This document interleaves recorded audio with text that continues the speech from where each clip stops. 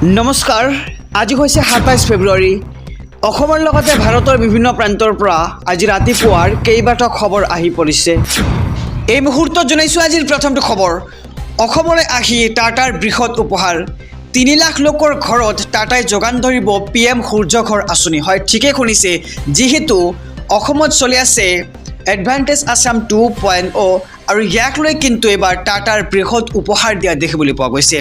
৩ লাখ লোকৰ ঘৰত টাটাই যোগান ধৰিব PM সূৰ্য ঘৰ আঁচনি আৰু শূন্য হ'ব এতিয়া আপোনাৰ বিদ্যুতৰ বিল এই মুহূৰ্তৰ খবৰ জনাই যাম SB অসম মিডিয়াৰ সমুদৰ্শকক যে এডভান্টেজ আছামত টাটা গ্ৰুপৰ বৃহৎ ঘোষণা পুনৰ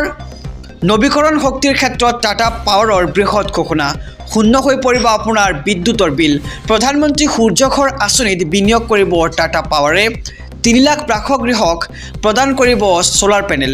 ইয়াৰ উপৰিও গ্ৰীণ এনাৰ্জিৰ ক্ষেত্ৰত বৃহৎ বিনিয়োগ কৰিব টাটা পাৱাৰে ইয়াৰ উপৰিও অসমত ৩,০০০তকৈ অধিক চাকৰিৰ সৃষ্টি কৰিব টাটা গ্ৰুপে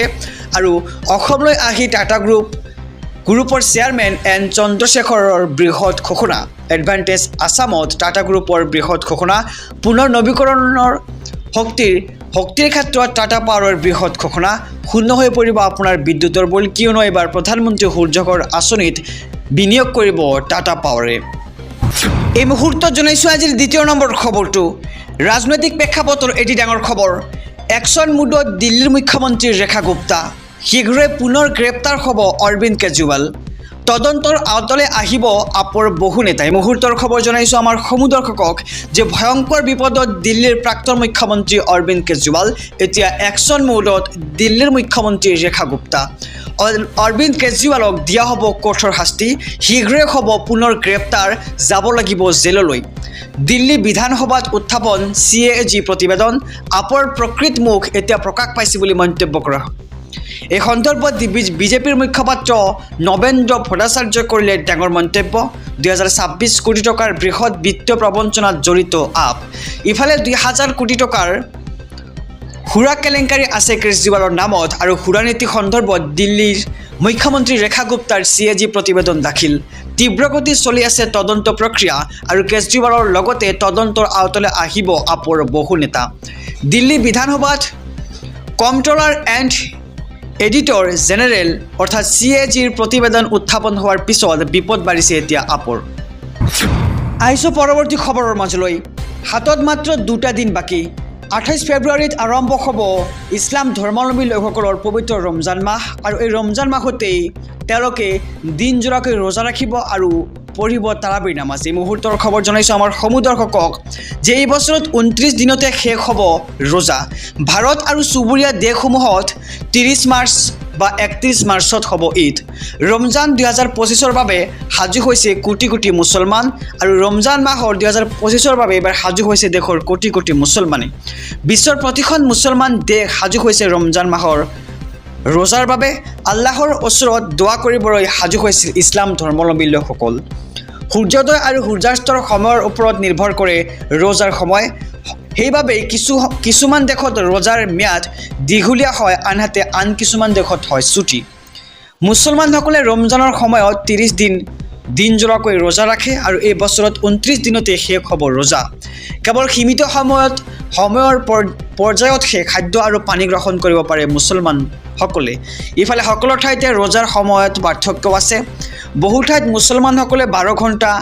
ৰাখে ৰোজা আনহাতে কিছুমান অঞ্চলত সময় 18 পৰা 19 ঘণ্টালৈ প্ৰসাৰিত হয় সাধাৰণতে ৰোজা ৰখাৰ সময় প্ৰায় 14 পৰা 15 ঘণ্টা আৰু ভাৰতত ৰোজা ৰখাৰ সময় হৈছে 14 পৰা 15 ঘণ্টা আশা কৰা হৈছে যে ৰমজানৰ প্ৰথম ৰোজা 1 মাৰ্চত অনুষ্ঠিত হ'ব আৰু তাৰাবিৰ নামাজ 28 ফেব্ৰুৱাৰীত আৰম্ভ হ'ব ভাৰত আৰু চুবুৰীয়া দেশসমূহত 30 মাৰ্চ বা 31 মাৰ্চত ঈদ হ'ব বুলি আশা কৰা হৈছে আহিছোঁ পৰৱৰ্তী খবৰৰ মাজলৈ ৰাজ্যবাসীৰ বাবে আন এক ডাঙৰ খবৰ কেৱল গুৱাহাটীত নহয় সমগ্ৰ ৰাজ্যজুৰি ওলাব লাখে লাখে চাকৰি কম পঢ়া শুনা কৰা লোকেও পাব এতিয়া চৰকাৰী চাকৰি এইখন অসমতেই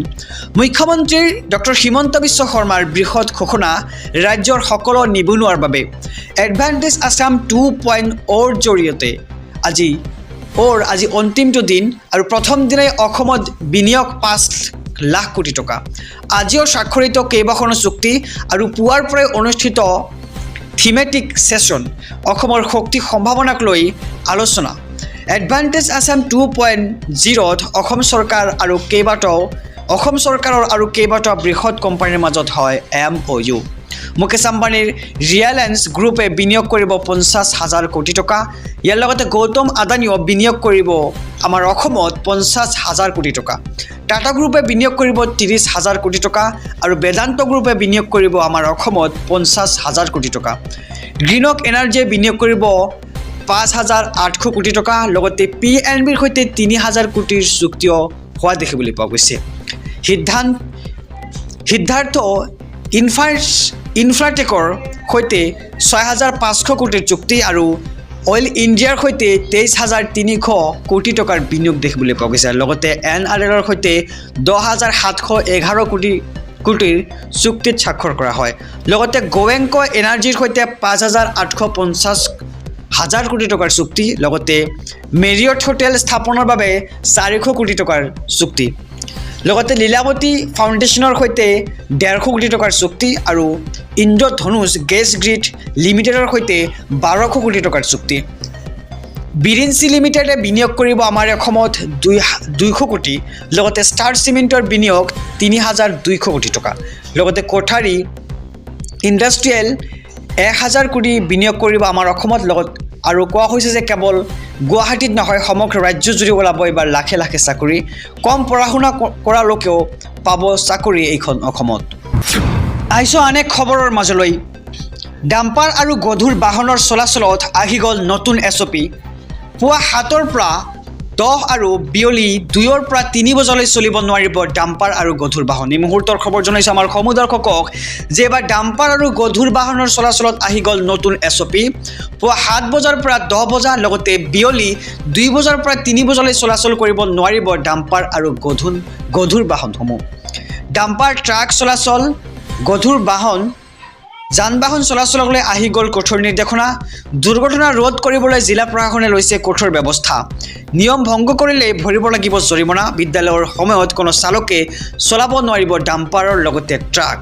সুৰা সেৱন কৰি বাহন চলালে পৰিব বিপদত ভুল দিশেৰে আৰু তীব্ৰ গতিত চলাব নোৱাৰিব আপুনি বাহন পাৰ্কিং কৰিব নোৱাৰিব ৰাষ্ট্ৰীয় ঘাইপথৰ ধাবা ৰেষ্টুৰেণ্ট আৰু পেট্ৰল পাম্পৰ সন্মুখত ৰাষ্ট্ৰীয় ঘাইপথেৰে যাত্ৰা কৰোঁতে আপুনি লগাব নোৱাৰিব উচ্চ স্বৰৰ DJ মিউজিক এই নীতি নিয়মসমূহ নামানিলে জৰিমনা ভৰাৰ উপৰিও বাতিল কৰা হ'ব আপোনাৰ ড্ৰাইভিং লাইচেন্সখন